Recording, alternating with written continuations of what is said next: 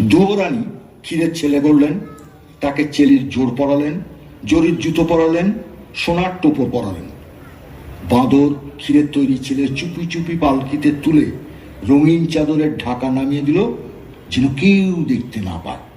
বাঁদর মাথায় পাগড়ি বেঁধে কোমরে চাদর জড়িয়ে নিশান উড়িয়ে ক্ষীরের পুতুলের বিয়েতে রওনা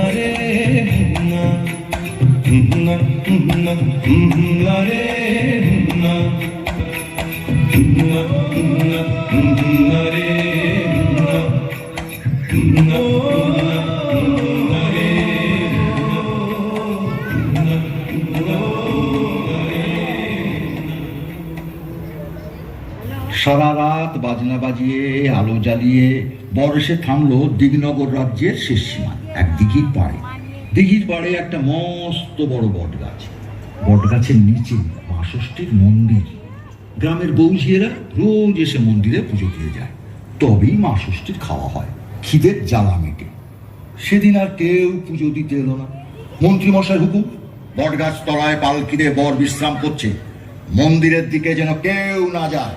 এদিকে যত বেলা বাড়তে লাগলো, মা ষষ্ঠী খিদে